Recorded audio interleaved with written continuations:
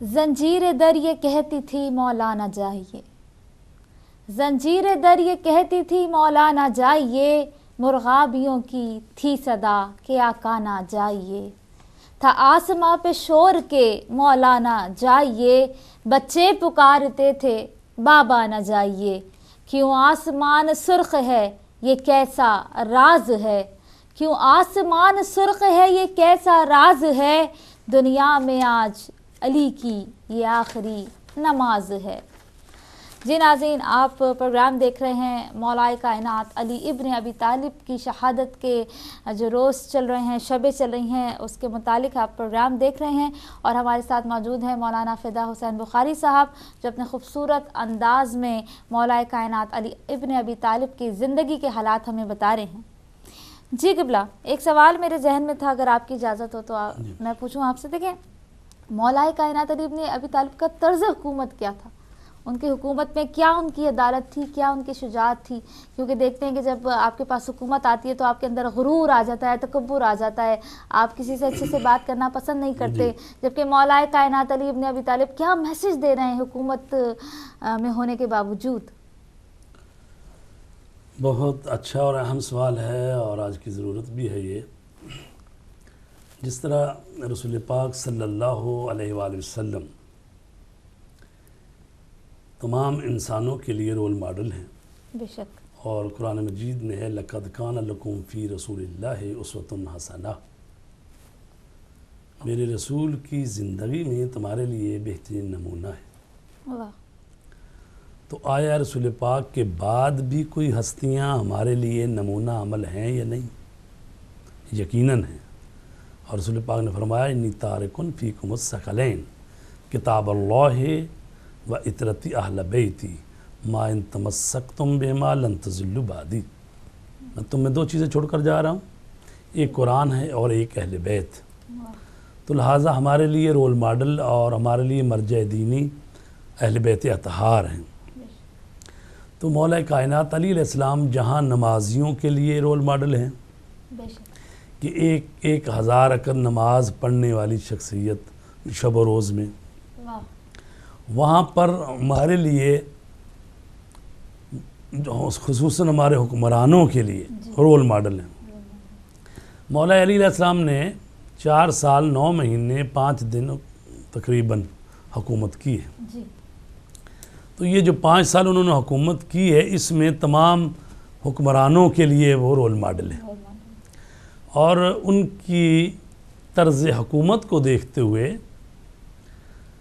اور خصوصاً ان کا جو عہد نامہ ہے، وہ جو ان کا منشور ہے، جو آپ نے اپنے گورنر مالک اشتر کو لکھ کر دیا جب ان کو مصر کا گورنر بنایا، تو وہ مصر کے گورنر کو جو لکھ کے دیا ہے عہد نامہ، وہ نہج البلاغہ میں وہ مولا کا وہ خط موجود ہے، اور اس میں حکومت کرنے کے طریقے اور طرز رفتار، حکمران کو کیسا ہونا چاہیے، رعایا کے ساتھ رعایا کے کیا حقوق ہیں، سب اس میں بیان کیے۔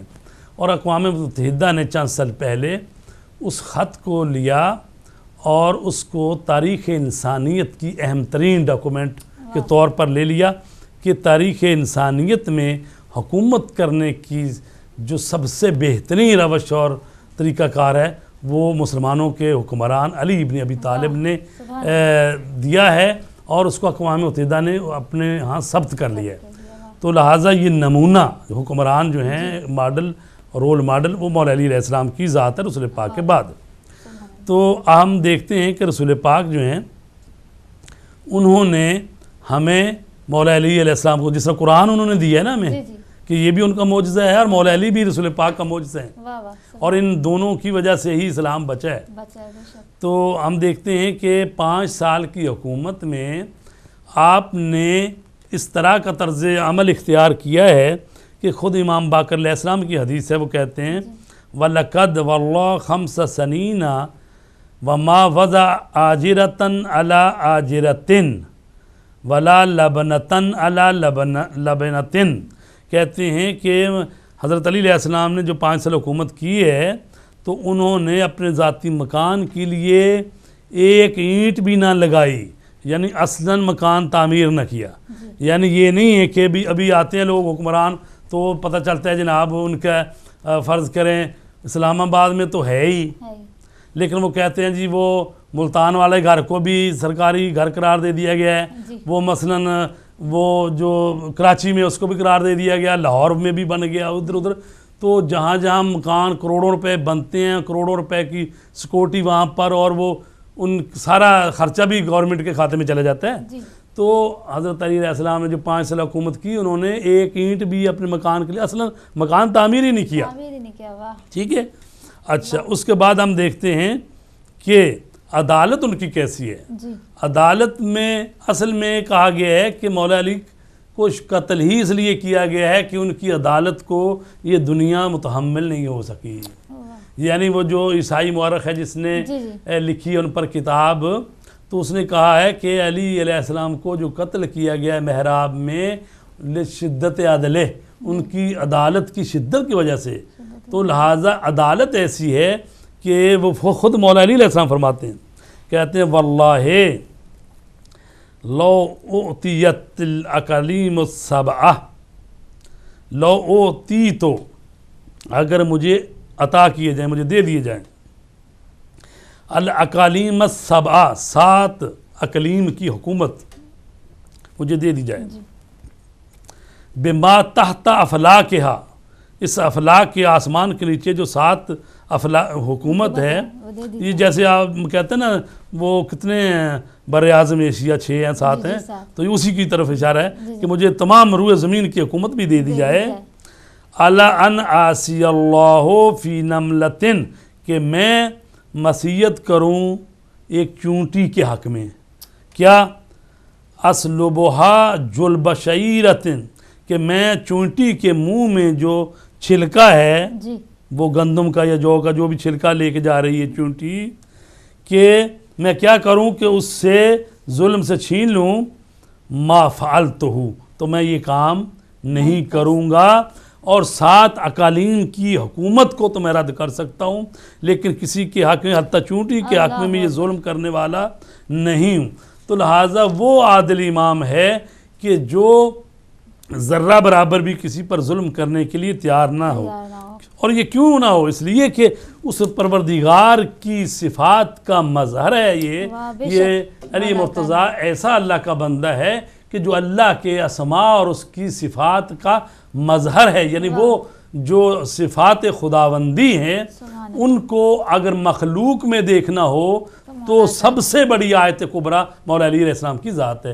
اگر اللہ علیم ہے کہ جو کچھ چاہو، ہر علم اللہ کے پاس ہے، علم غیب بھی اس کے پاس ہے، اور ماضی کا، حال کا، مستقبل کا.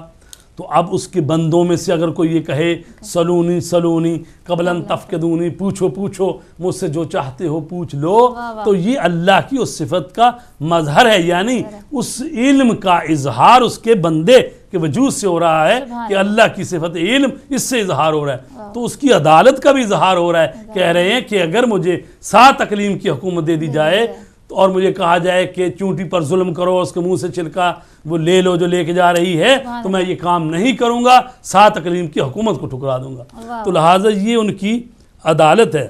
اور دیکھیں کہ طرز حکومت میں کس طرح سے مولا کائنات مدد کیا کرتے تھے لوگوں کی، اور راتوں میں جا کے لوگوں کو دیکھتے تھے کون بھوکے ہیں اور کون نہیں ہیں. سبحان اللہ. اب دیکھیں کہ جو مولا نے حکومت کی ہے تو راتوں کو خود اپنے کندھے مبارک پر وہ کبھی گندم کی بوریاں، کبھی جو روٹیاں، کبھی کھانے پینے کا سامان وہ بیواؤں کے لیے، مسکینوں کے لیے ان کے گھروں تک پہنچاتے تھے. اور کبھی ایسا بھی ہوتا تھا کہ آپ کے خادم، آپ کے بیٹے یا دوسرے کہتے تھے کہ آقا مولا بابا جان ہمیں دیں، ہم یہ چھوڑ کر آتے ہیں. تو لیکن آپ فرماتے تھے کہ نہیں، یہ کام میں خود اپنے ہاتھوں سے انجام دینا چاہتا ہوں. تو خود اپنے حکومت میں اس طرح سے ان کا طرز رفتار رہا کہ وہ کس طرح سے غریبوں اور مسکینوں اور یتیموں کے ساتھ سلوک کرتے تھے. اور کبھی ایسا نہیں ہوا کہ آپ نے بیت المال میں وہ جمع کیا ہوا. یہ آپ کی سیرت میں تھا کہ جو بھی آتا تھا مال وہ لوگوں میں تقسیم کر دیتے تھے. رات کو جھاڑو دے کر بیت المال میں سبحان تو پھر گھر آتے تھے. یعنی ایسا نہیں ہے کہ ان کو ذخیرہ کیا جائے, اور مساوی تقسیم. اب یہ دیکھیں, اور کیوں یہ لوگ مولا علی علیہ السلام کے دشمن ہو گئے تھے؟ وہی لوگ جو بڑے بڑے نامور لوگ تھے, جو اپنے آپ کو بڑے پائے کے مسلمان صدر اسلام کے کہتے تھے. تو مولا علی کی حکومت آئی تو آپ نے اعلان کر دیا کہ میں وہی سلوک اختیار کروں گا جو رسول پاک کرتے تھے. تو لہٰذا یہ نہیں ہو سکتا یہ پہلے مسلمان ہوا ہے, یہ جنگ بدر کا مسلمان ہے, یہ 10 سال پہلے یا 5 سال پہلے مسلمان ہو گیا تو اس کی تنخواہ زیادہ کر دو, اس کو زیادہ فنڈ دے دو, اور جو کل مسلمان ہوا ہے اس کو کم دو. نہیں, آپ نے فرمایا کل سے ایسا ہوگا کہ پوچھا گیا جب مدینے میں تھے نا, جب حکومت ملی تو کہا کتنے ہیں, پوچھا گیا کتنے پیسے ہیں وہاں پر. بعض تو کہتے ہیں کہ یہ آپ نے فرمایا کہ کل سب کو 3 دینار جو ہے نا وہ دینا ہے. تو لہٰذا اگلے دن جب 3 دینار کی باری آئی تو غلام کو بھی 3 دینار مل رہے ہیں, آقا کو بھی 3 دینار مل رہے ہیں. تو اس پر جتنے بھی وہ بڑے بڑے روسا ثروت مند سرمایہ دار تھے وہ چیخ اٹھے. انہوں نے کہا اے علی یہ آپ کیا کر رہے ہیں کہ غلام کو بھی 3 دینار اور ہمیں بھی 3 دینار, یہ نہیں ہو سکتا. آپ نے فرمایا ہم پہلے مسلمان ہوئے ہیں, ہم بدر میں حصہ لیا, یہ کیا وہ کیا. آپ نے فرمایا اگر یہ آپ نے کام کیے ہیں تو اللہ تبارک تعالیٰ اس کا اجر دے گا. واہ واہ, ٹھیک ہے. لہٰذا دنیا میں تو رہتے ہوئے بھائی, میں اپنی زبان میں اب کہہ رہا ہوں بھی, منڈیوں کے بھاؤ تو سب کے لیے ایک ہیں. یعنی اس جو بازار میں مارکیٹ میں جو چیزیں بک رہی ہیں یہ تو نہیں ہے کہ آپ پہلے مسلمان ہو گئے ہیں تو اس کا مطلب یہ ہے کہ بیت المال پر بوجھ ڈال دیا جائے. یہ چونکہ پچھلے والے لوگوں نے, بعض نے یہ روش اختیار کی تھی کہ کسی کا شہریہ 6,000, کسی کو 12,000 دے رہے ہیں سالانہ, کسی کو, اور بیچارہ جو عام مسلمان ہے اس کو سالانہ جو ہے 500-600 مل رہا ہے, اور بعض کو 6,000 مل رہا ہے, کسی کو 12,000 مل رہا ہے. تو چونکہ یہ جو طبقاتی تقسیم تھی پہلے کی, مولا علی علیہ السلام آئے تو انہوں نے کہا عدل ہوگا, انصاف ہوگا, سب کو یکساں بیت المال سے مدد ملے گی. تو اس لیے وہ لوگ دشمن ہو گئے جو سرمایہ دار تھے, جنہوں نے بہت سارا پیسہ اکٹھا کیا ہوا تھا اور ہزار غلام خریدے ہوئے تھے. ہر دن غلام جو ہیں کام کرتے تھے, پیسے ان کے ہاتھوں پر آتے تھے. تو وہ ساروں نے گٹھ جوڑ کر لیا کہ اس مولا علی کی حکومت کو چلنے نہیں دیں گے. اس لیے کبھی جنگ جمل ہوئی, کبھی جنگ صفین ہوئی, جب جنگ نہروان ہوئی. یعنی اتنی بڑی بڑی جنگیں مولا علی کے یہ 5 سالہ دور میں ہوئی. کیوں ہوئی؟ اس لیے برداشت نہیں تھا. مولا کا جو عدل و انصاف ہے اس کے سامنے یہ لوگ تحمل نہیں کر سکے.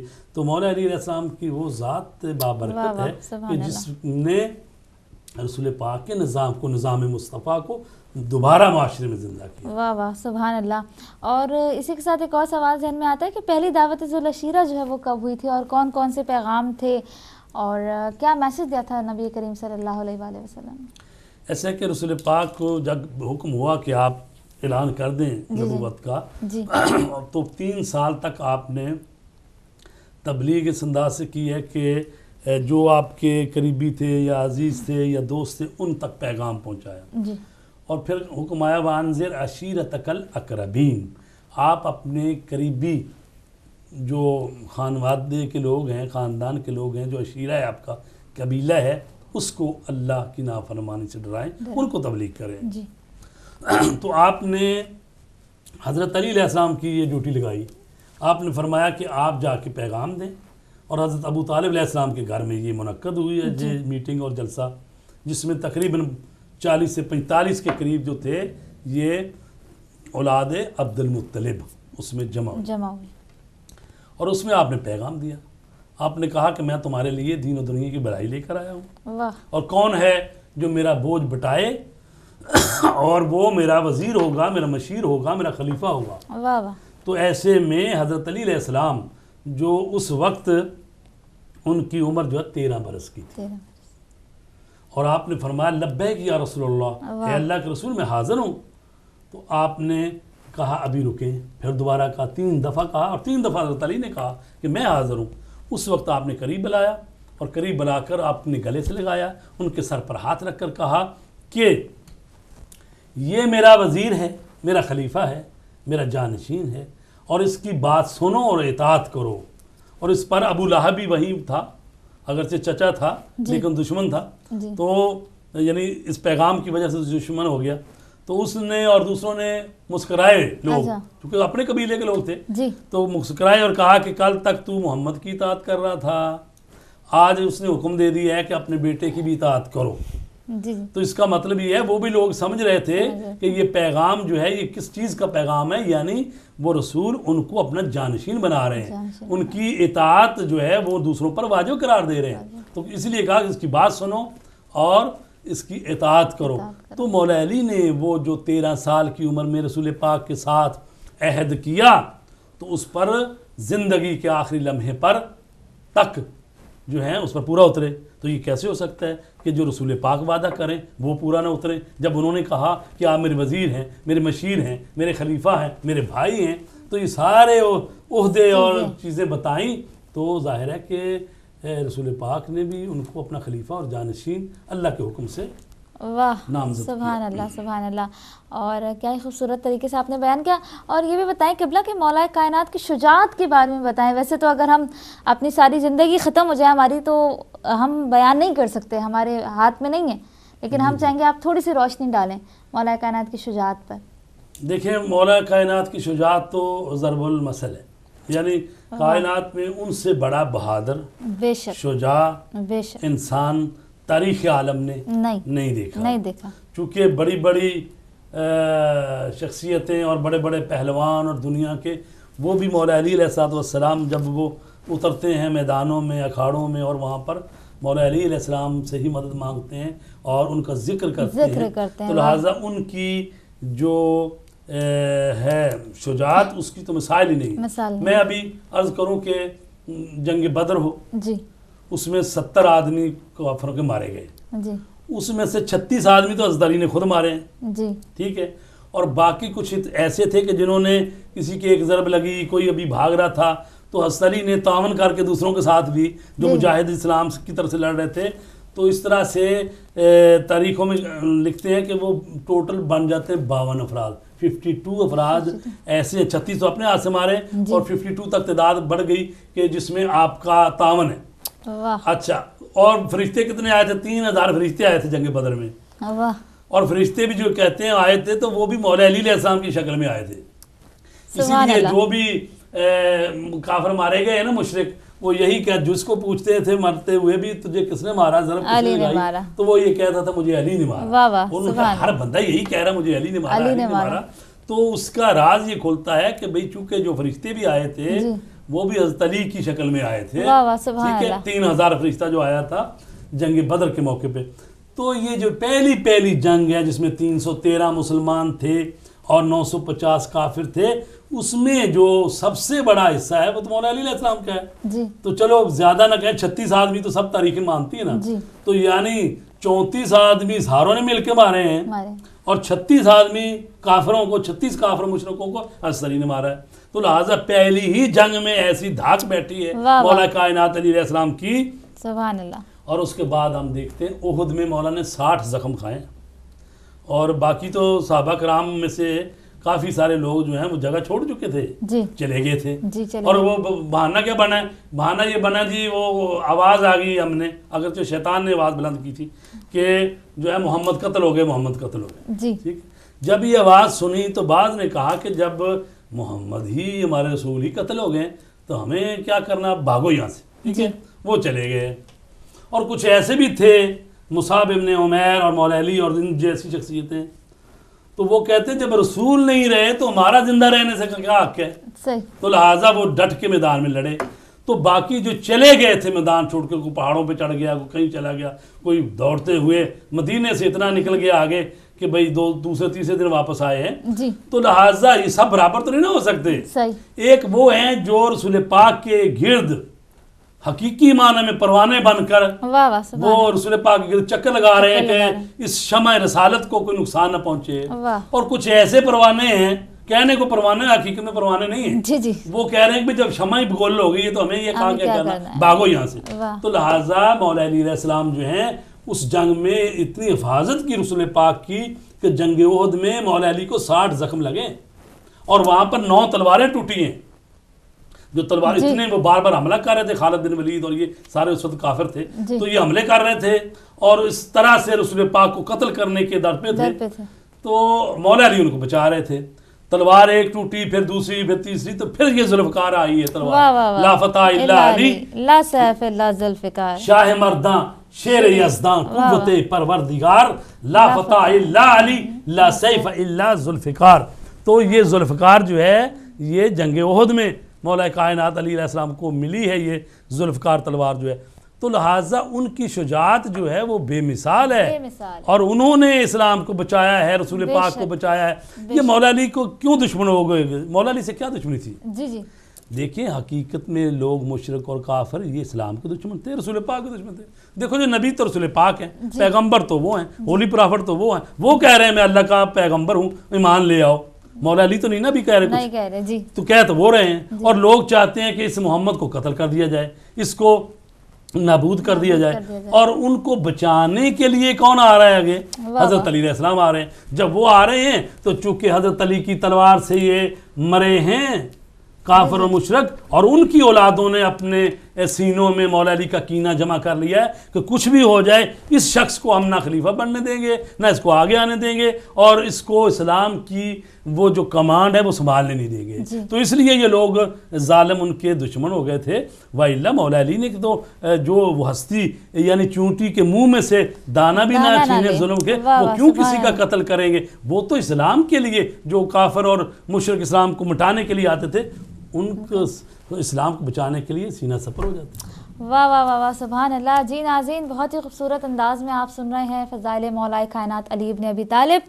और इसी के साथ जो है वो ब्रेक का वक्त हुआ चाहता है। कहीं नहीं जाइएगा, हमारे साथ रहिएगा। ब्रेक के बाद जो है फ़ौरन आपकी फ़ोन लाइंस खोल दी जाएंगी। दुनिया भर में जहाँ जहाँ इस वक्त हिदायत टीवी देखा जा रहा है, आप हमारे साथ प्रोग्राम में शामिल हो सकते हैं। कोई सवाल चाहें तो वो कर सकते हैं, नौहा पढ़ना चाहें तो वो भी पढ़ सकते हैं। लेते हैं छोटी सी ब्रेक, कहीं नहीं जाइएगा, हमारे साथ रहिएगा।